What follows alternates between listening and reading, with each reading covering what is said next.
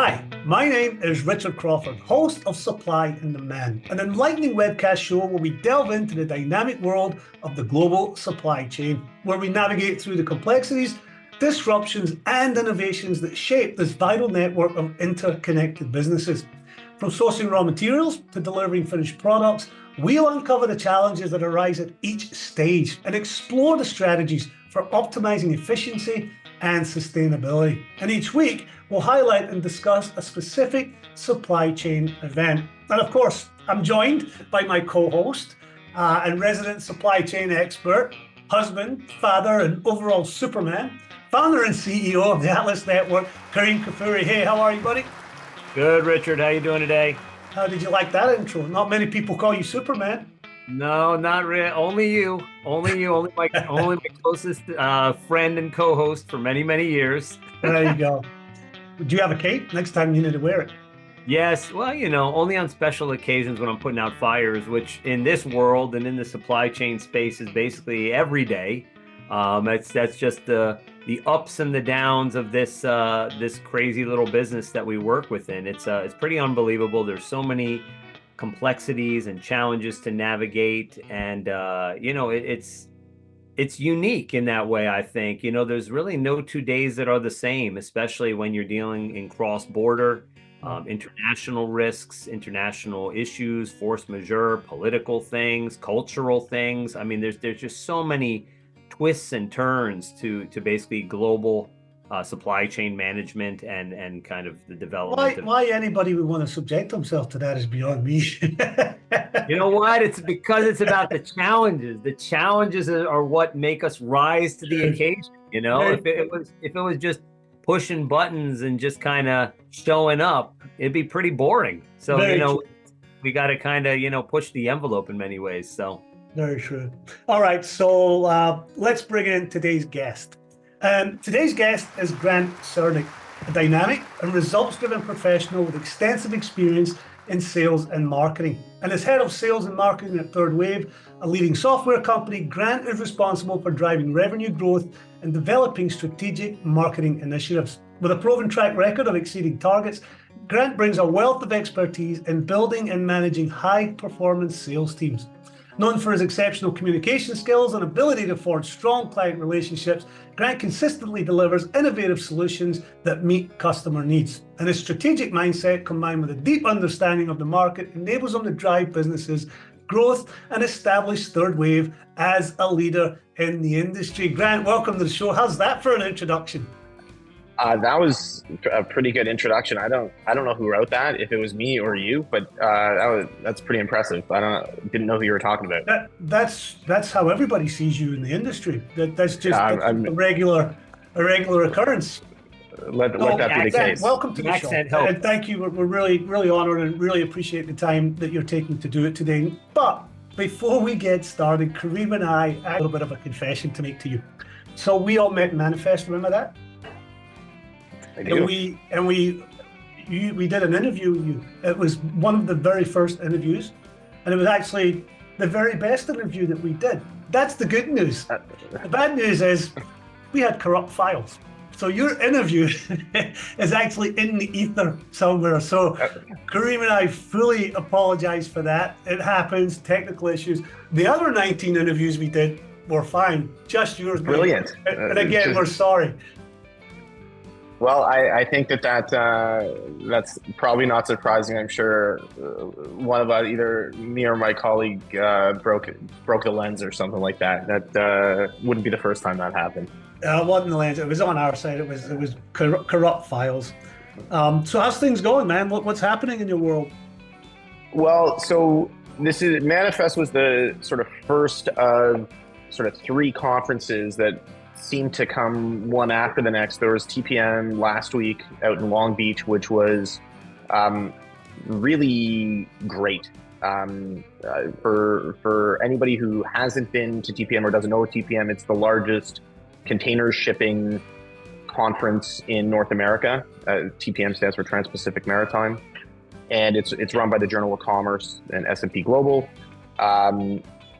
it's a fantastic event. The sessions are very insightful for the most part. We were very fortunate to have a session. It was a case study with two of our customers, and so that was great and required a bit of preparation. And then I've got a sort of a smaller conference next week out in San Diego called ICPA, which is the International Compliance Professionals Association, so specific for like customs and export compliance and things like that, where I'm presenting twice. And so it was always like the out in the future, these two things. And it was like, it's after TPM and whatever, I've got lots of time. And I was like, oh shoot, not only is it like not far out, the slides are due like last week and I haven't finished the slides and things like that. So anyway, it's been busy from a preparation perspective, but I love these conferences. They really are amazing to get out and meet customers, meet prospects, and talk to people about some of the challenges that are going on in the industry. And I really enjoy them, notwithstanding they're like insanely tiring. And I'm not as young as I once was, and I cannot sort of do it the way I once did. So that's a little depressing.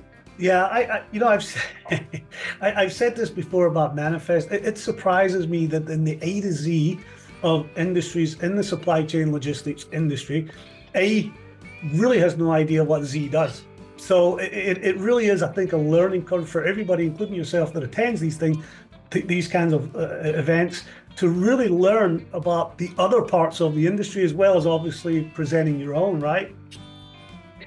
I couldn't agree with that statement more. And I am sort of continually dumbfounded by just how seemingly little different players understand what people did. I mean, you positioned it in parts of the supply chain. So, or, you know, if you're at the start, there's the end of the chain, or maybe it's not the end, it's towards the end.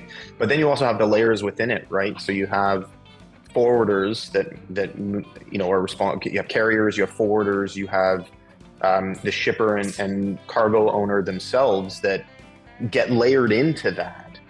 And I'm amazed at how little, certainly the sort of carriers sometimes know about forwarding, how little forwarders know about the cargo owners. Yeah.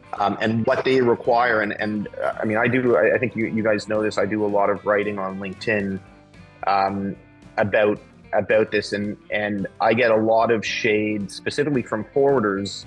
Like, all our customers are BCOs, are the cargo owners, right? And they're the importer themselves. And it's incredible at how little forwarders really understand what the cargo owner is looking for and requires, and that's it's incredibly surprising that that's the case, and you wouldn't expect it that way, right. But really that is the way the industry goes, and it's I would say on the flip side, the cargo owners know a lot more about how forwarders work, and the forwarders know exactly how carriers work. But it doesn't necessarily ladder up that way in the other direction. So anyway, I would agree with that 100%, Grant. And I think it's very siloed. I mean, it's extremely siloed, and I think part of that is it comes down to the different touch points, right? Are you upstream? Are you downstream? How reliant are you upon the part of the chain that comes before you, or the part of the chain that comes after you? And therefore, where are those linking points? And if you're really in those handoff type of positions, you kind of, I think different groups within the supply chain kind of say, I did my part, and I'm passing the baton right now, and I don't know what happens from here on out. And everybody sort of just, kind of puts their hands up. What's interesting that I find, at least in my experience and in our background of what we do here at the Atlas Network, is we're required to know everything throughout the entire supply chain, because for us, it starts with the idea on a napkin. It goes through manufacturing, it goes through the logistical process, the booking, the shipment, the customs clearance, the delivery, and basically in the end, until the customer actually gets that final widget in their hand, is when our job is kind of done. There's a lot of in-between players and things. So So fortunately, we've been able to kind of become holistic regarding the entire supply chain, but I can see very clearly how, those, the different parts would basically only just care about kind of what their part is about, that they did the customs part of it correctly, or that it was delivered, accordingly, or you know what I'm saying? And so I can just see the silos. And when you go to a show like that, I consistently say, I even said it at Manifest, it would be amazing if they actually produced the show as a walk through the supply chain, meaning like you actually walk the supply chain, physically walk it from like the beginning all the way to the end. And as you do it, you take this sort of journey. And as you go along this journey, you see these different parts of it to really connect all those dots. So that's a fascinating idea.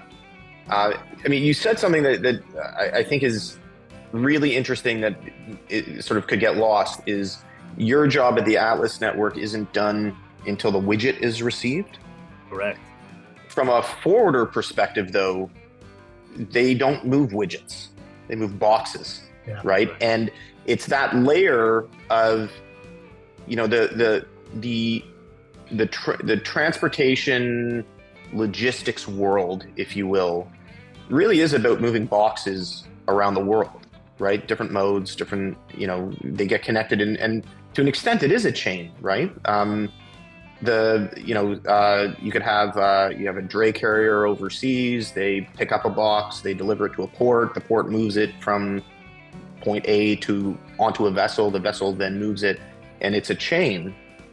But it's always about the boxes, and the important element, and where I think not everybody, because the cargo owners sort of understand this, and you understand this because you care about the widget being delivered to your customer.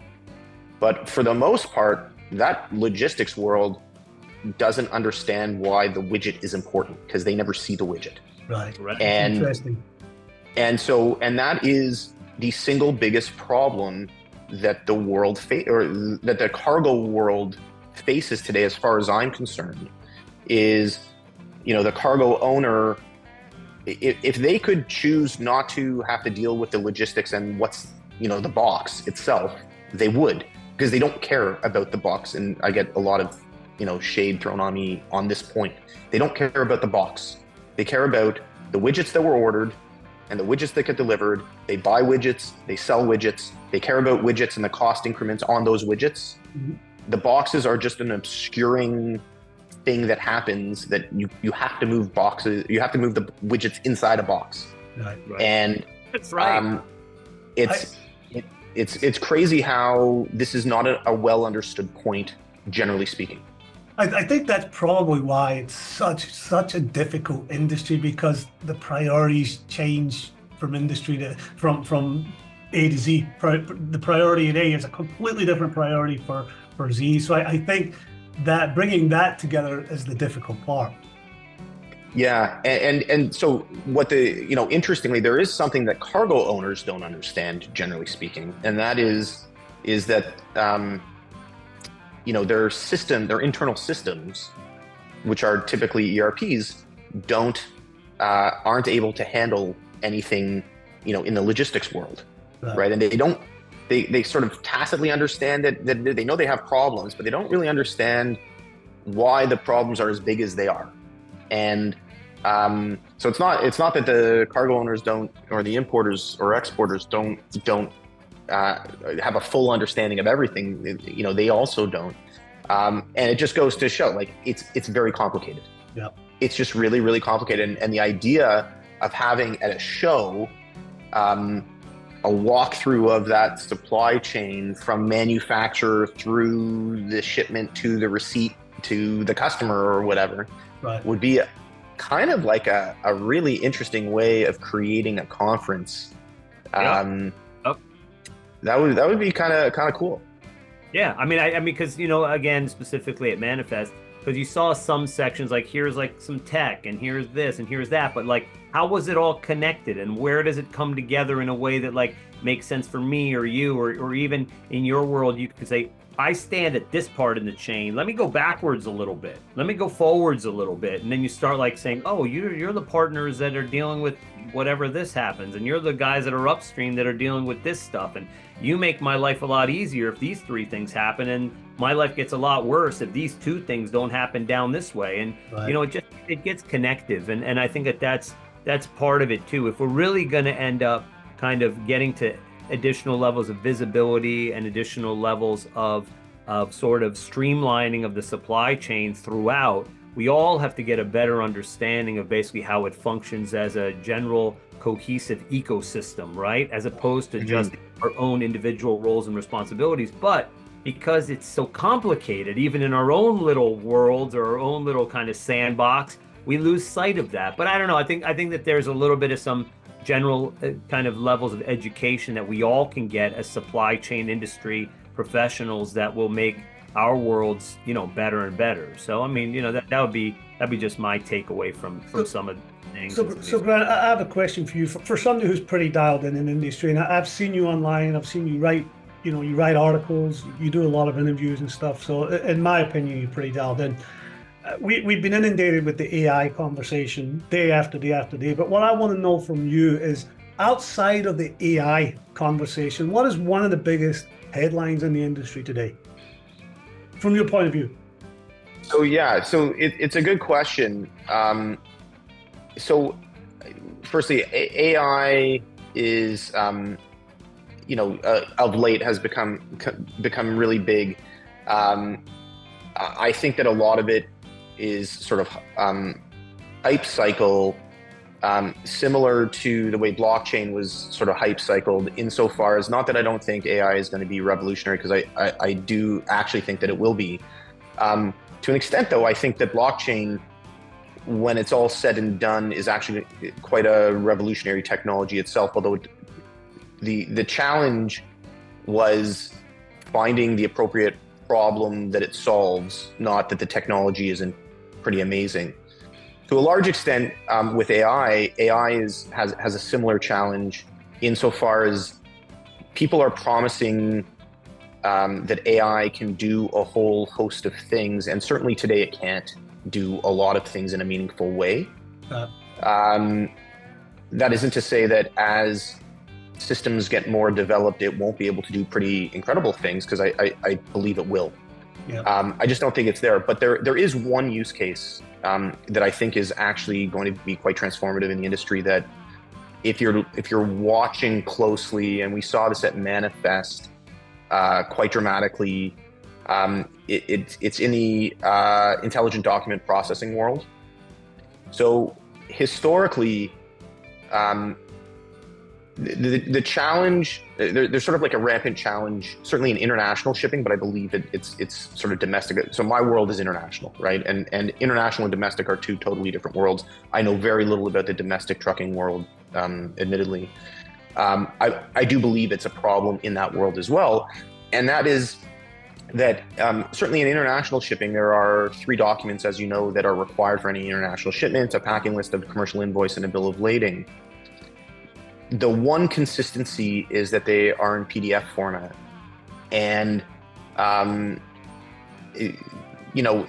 that's not to say that there aren't some companies that are able to do EDI, because you can, and there are other digital ways of getting digital information. But the one consistent thing is that those documents do exist, and that they tend to exist in PDF format. OCR, which historically has been the standard bearer of how could you get documents into digital format, has never been good enough to be a reasonable tool for companies looking to digitize those documents. So let's say OCR was really good, depending on which OCR you were using, and maybe it was able to get to 60%, 65%, 70% on accuracy of data elements on a document. For our purposes, as a software provider, that just isn't good enough. It basically makes it useless, right? Because that means somebody else is going to have to do that.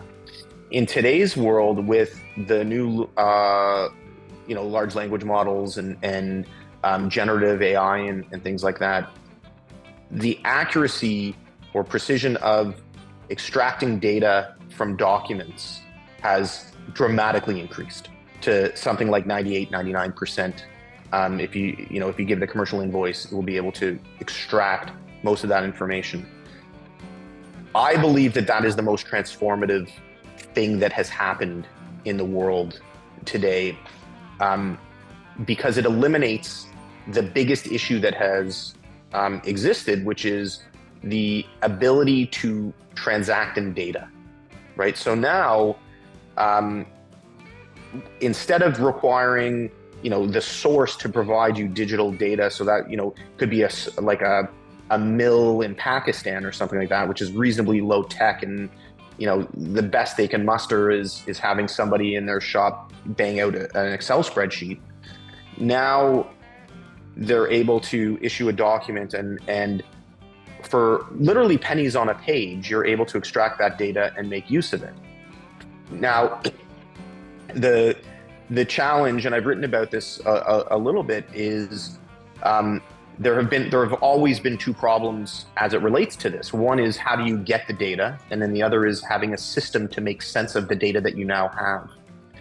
Historically, what's happened with most companies is that, given that the data has never been available, why would you ever invest in a system to digest that information that was never available, which is actually kind of complex and difficult to do? And the answer is, well, you never would do that. And so you had these two parallel problems. One was a blocker for solving the other one. This idea now that data is going to be pervasive and able to be extracted and useful is going to create an environment where companies now are going to say, wait a second, this data is available and we don't have systems to deal with this data. We now need to create or source these systems to be able to deal with this newfound data so that we could be more efficient. Right. And I think that we're going to look back 10 years from now and see this as a totally transformative moment in time, because as far as I'm concerned, data now is pretty ubiquitous.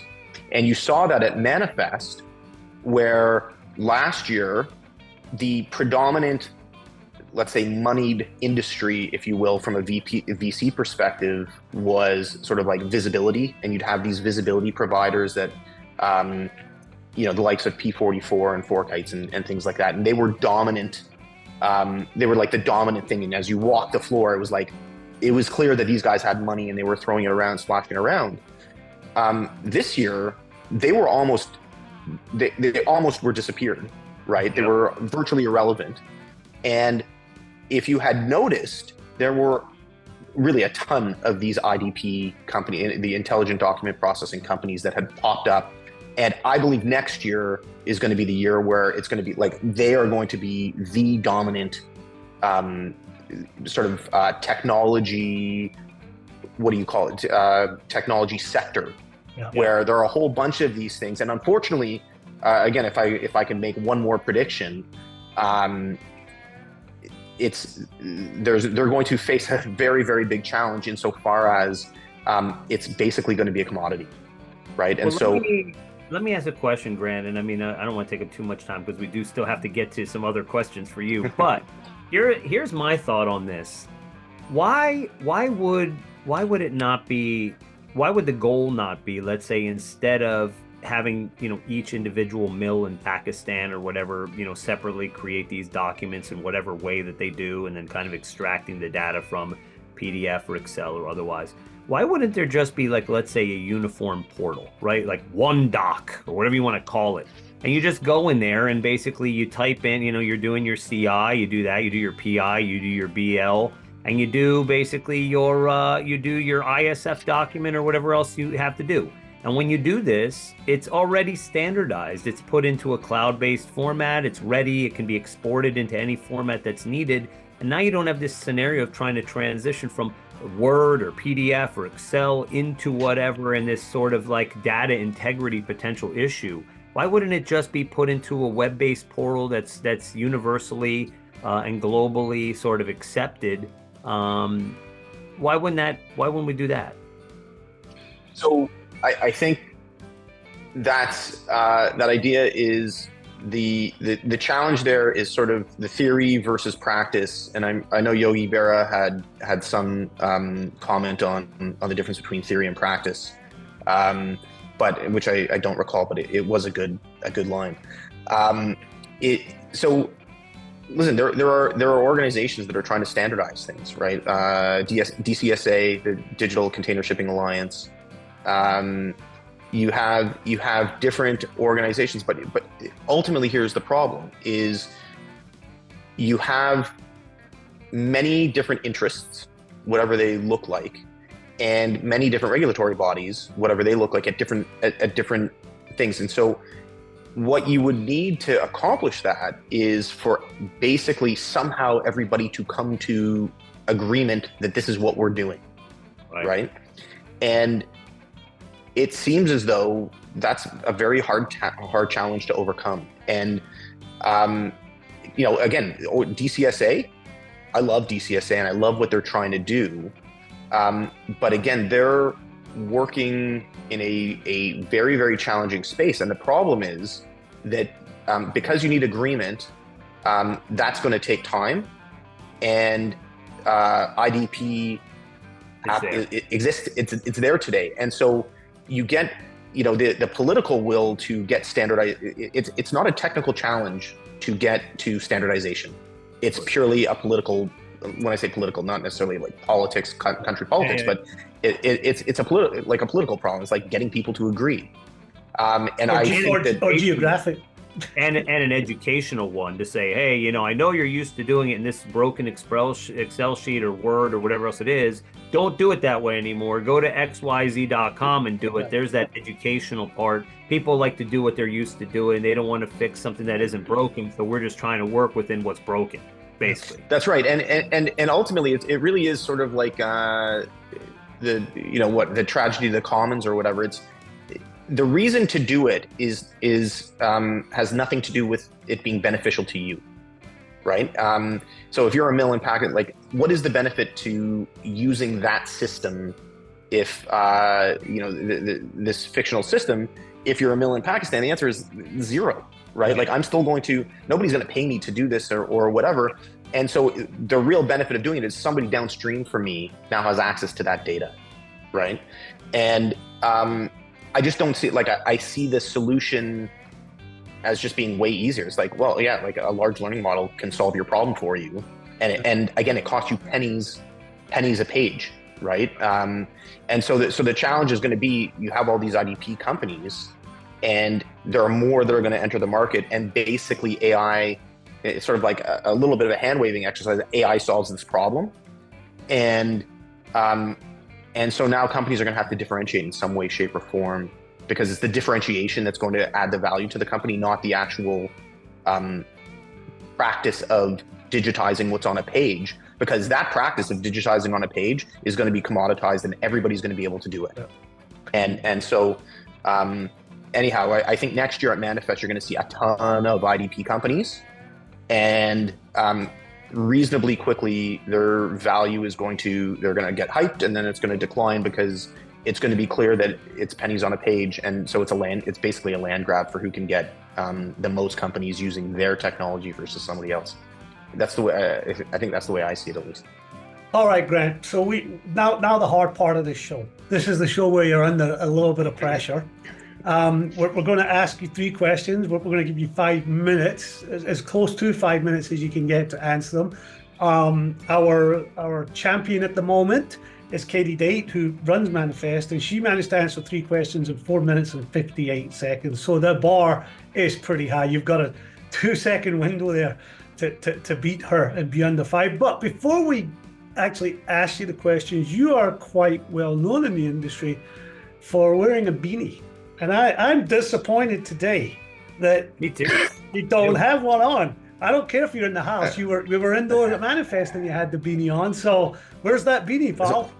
So I do have it here. Because this is such an auspicious podcast, I thought I'd be more formal. But for the purposes of this, I will put on my third wave beanie, and I am ready to tackle 5.00 minutes. All right. Well, let's go then. So the clock starts now.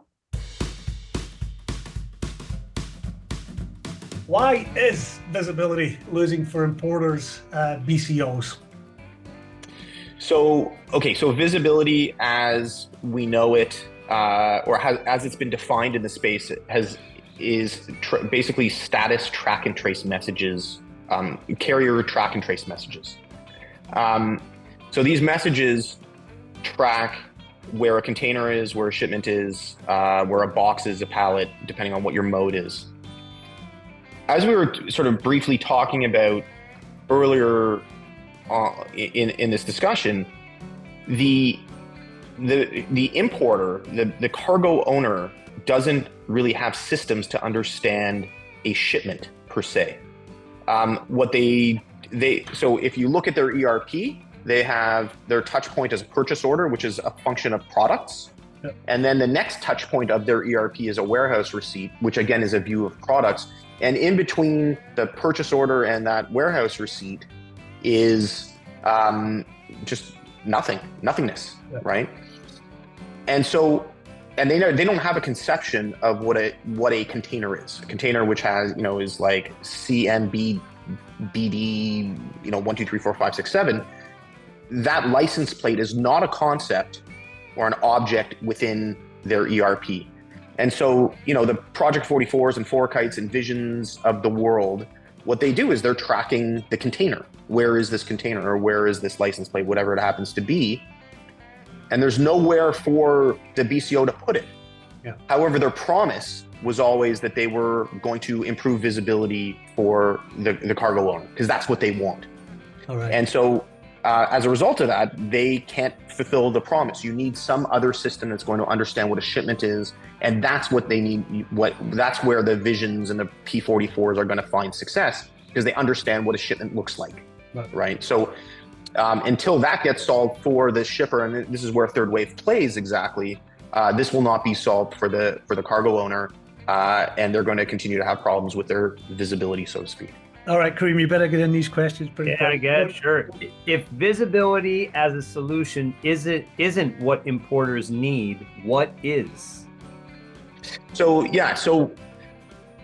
importers need some kind of sidecar that sits and works with their ERP to fill in that whole space between the purchase order and the warehouse receipt, that transforms a purchase order into the shipments that go along with that. And now that you're tracking the shipments and the product inside those shipments, now you can associate a track and trace message to it that can now inform everything that comes downstream from it as to where is it, are milestones being met, and what is the impact against the product? Because again, remember, the product that matters, not the shipment itself, at least as far as the importer is concerned. They need to take that product associated against a sales order, let's say, or a customer order, and it's meeting the customer orders that matter, not does the box arrive on time, right? To some scheduled date that is kind of like an arbitrary date. All right, so we're tracking. You got about a minute and a half, buddy. Are there solutions in the market that fill this hole? So historically, there have been, but they've been for very, very large companies. So you have companies like One Network Enterprises, which basically deals with the Fortune 100s or Fortune 500 companies. They're millions of dollars to enter the market, or to play in this market, which basically isolates just the biggest companies that are willing to pay. And the mid-market has largely been left unserviced. And that's what Third Wave really is designed to do, is meet the needs of this mid-market, to be able to provide an affordable price point, to be able to manage this sort of transportation and logistics world in between a purchase order and a warehouse receipt, along with the customs and trade compliance elements that goes along with it. And in doing that, now companies or importers and the cargo owners have the ability to have a system that is that sidecar for the ERP that provides a whole lot of visibility. And we play with all the visibility providers like the P44s and Forekites and Visions of the world that, now the promise can be fulfilled that they're looking for. You done? I'm done. Ha! Close, man. That's close. That's the closest we've come. Oh, yeah? You're approximately 2 seconds further away than Katie was. Ah! I should have held off for two seconds. I should have asked you again if you were done, which would have taken it, but I couldn't. That would be unfair to Katie. But That would have well been done, unfair. man. Okay. All right, silver medal. I'll take it. Right now, you're a silver medal for sure. Well done. But look, Grant, it's been an absolute pleasure having you on. You are a wealth of information. You talked about a lot today in a lot of different parts of the industry. So we're very grateful for that, and I'm sure our listeners will be also. Let us know how people can get a hold of you at this point. Sure. So the easiest way would be on LinkedIn. As I said, I try to write daily. I've been failing of the last couple of weeks. But if you do a search for Grant Sernick, I will be there. I work at Third Wave, and you'll find me there.